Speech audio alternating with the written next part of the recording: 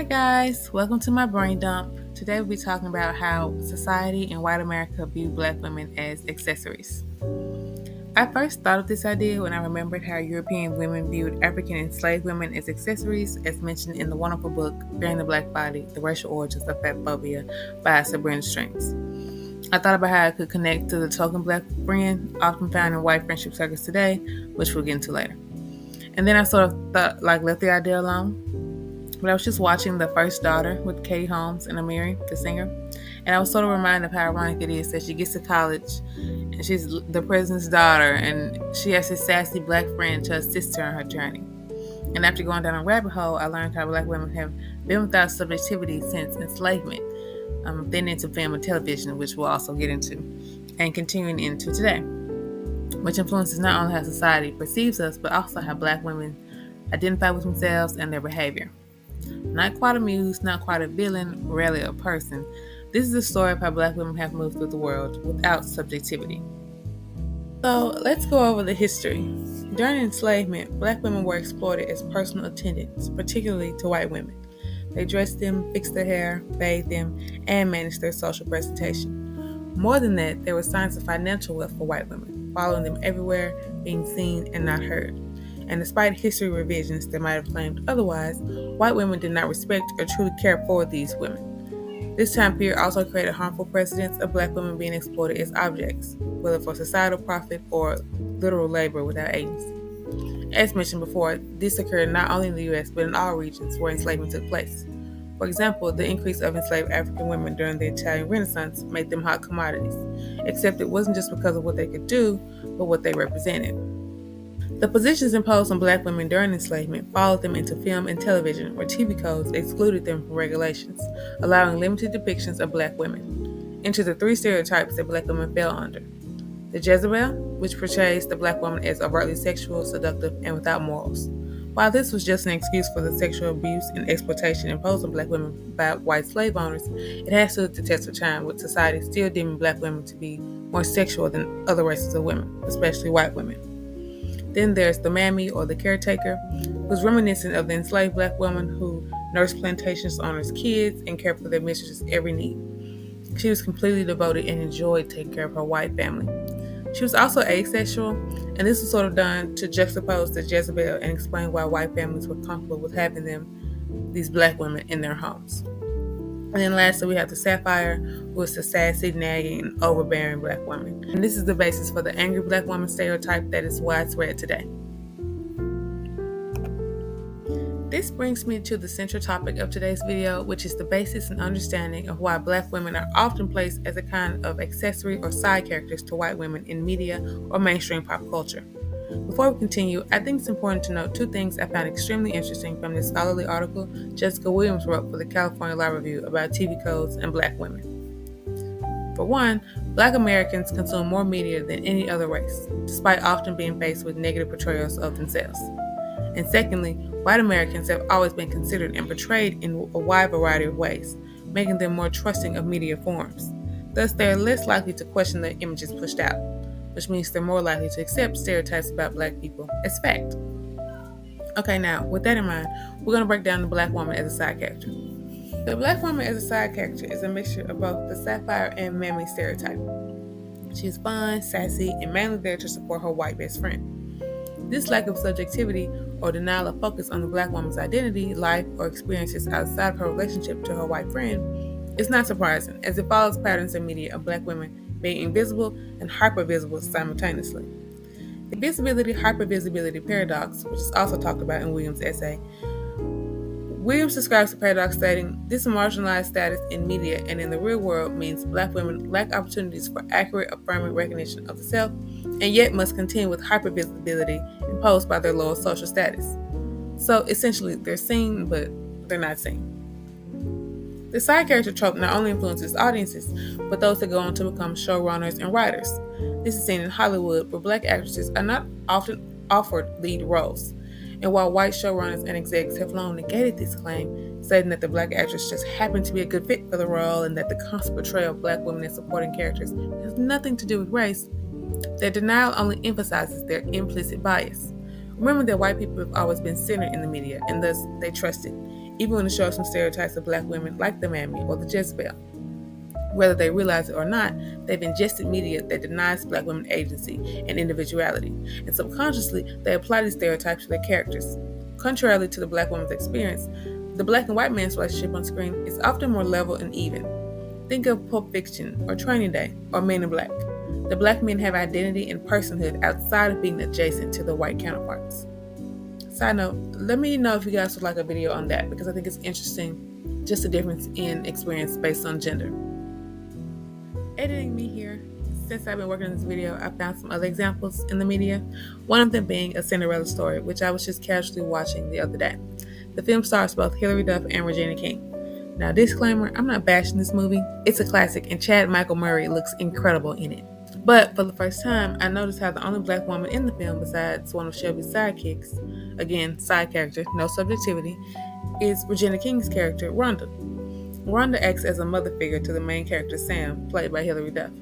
She encourages her, provides ways of escape for her by helping her get out of her evil stepmother's grasp, and even gives her an unused wedding dress she'd been saving on the night of Sam's prom. What stereotype do you think this supportive, devoted, and apparently asexual character plays in the film? The mammy. And while Rhonda is rewarded for her devotion when Sam makes her part owner of the diner, and of course she is a sort of fairy godmother playing along to the whole Cinderella storyline, I would still argue that the character's casting being a black woman is integral, as the subconscious notion of black women being caregivers for others or displaying the mammy trope had been established over a century before the film was even thought of. I also see the use of the mammy trope in shows like Love Island. Now, I have to be honest, I have not sat down and watched all of the show, but I couldn't help but become fascinated with it once the season ended and it flooded my timeline. From what I've seen, there's a lot to unpack with the show racially, one of which being the black women in the house not being seen as threats in terms of the guys, meaning the other women felt safe with the guys choosing them for challenges or spending time with them as though they weren't drop dead gorgeous. I've also seen how the black women are only tolerated when they are in service to the other ladies, giving advice and being emotionally supportive. Devotion and apparent asexuality, which makes the other ladies comfortable because then they don't have to deal with the black women's beauty. Mammy trope. Side note, who's your favorite couple and why? Let me know in the comments. Aside from the media, we see the black woman as a sidekick in society in terms of celebrity friendships. There are a plethora of examples, and obviously we don't know these people personally. They could be the best of friends and truly be cool, but their pairing, especially on public platforms, cannot go without notice, and it's not always coincidental. So let's go through a few. First we have Kim K and Blac Chyna. Kim Kardashian and Blac Chyna first became cool in late 2013.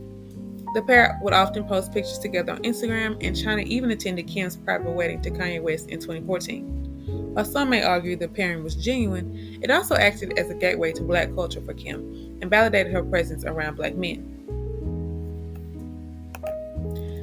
Chyna also acted as a blueprint for Kylie Jenner during her King Kylie era, where she adopted aspects of Chyna's aesthetic, like the pink G-Wagon, fillers and Botox, and colorful wigs. She also began dating Chyna's ex shortly after they broke up. Outside of Chyna, Kylie began cosplaying a black woman in a multitude of ways during this period and gained much praise for it. The next black accessory we have is Jordyn Woods.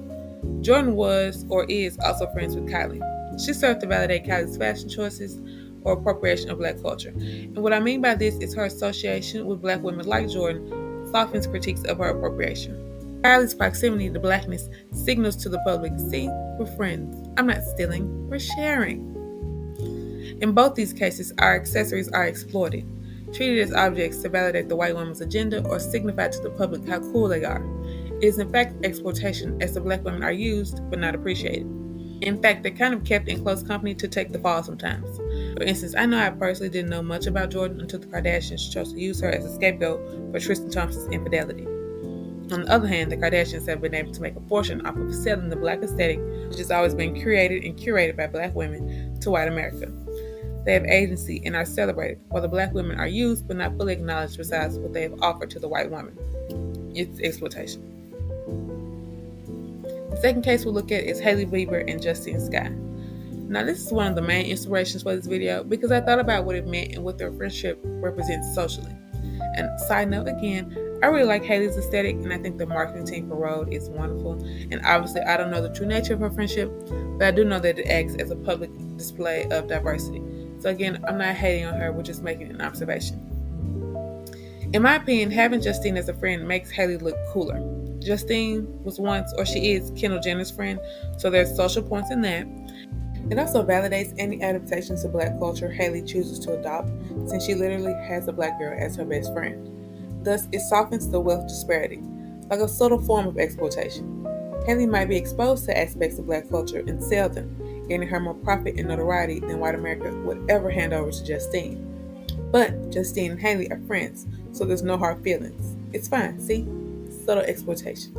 In terms of Justine, she is like a sidekick. She has no identity in the public eye outside of being friends to these really popular white girls. And obviously she is somebody, and I'm sure there are people who flock to her for her, but I know for the majority of people who know of her, including myself, know her for her proximity to these famous people. The last accessory we'll discuss is a controversial one. Sweetie from Real Housewives of Atlanta. Sweetie is a black woman who acted as Kim Zolciak Biermann's assistant while she was on Housewives. Their relationship is notable, with many critiquing how harshly Kim spoke to Sweetie on many occasions, despite her loyalty to Kim. Let's dissect this relationship. Sweetie acts like a kind of mammy to Kim, constantly caring for her every need and ignoring verbal abuse, emphasizing the power imbalance. She also aids Kim in navigating these all-black spaces where she might be the only white woman. Thus, Sweetie is used but not appreciated, as she gains no capital or notoriety from being on the show outside of being Kim's assistant. How do these stereotypes impact black women? Being socialized to act as a modern form of the mammy stereotype or the strong black woman has many negative consequences. Firstly, it impacts black women's sense of self, as we constantly have to be pulled into different directions trying to be there for everyone, while accepting little or no help and neglecting ourselves. As stated in the aforementioned California Law Review article by Jessica Williams, while black women are given nothing, we must be everything. This mandate to be both strong and nurturing, as well as both boundlessly generous and without needs, pulls black women in oppositional directions as we develop our sense of self. She also speaks to how this trope influences black women's health, inducing stress. Outside of the mammy trope, stereotypes like Jezebel also act as definitions of personality or identity for black women when constantly portrayed in the media. For example, the article mentions how lighter-skinned women might tie their worth to their sexuality based on the colorism and objectification of lighter-skinned black women in media, which can really be an entirely different conversation on its own, but you understand.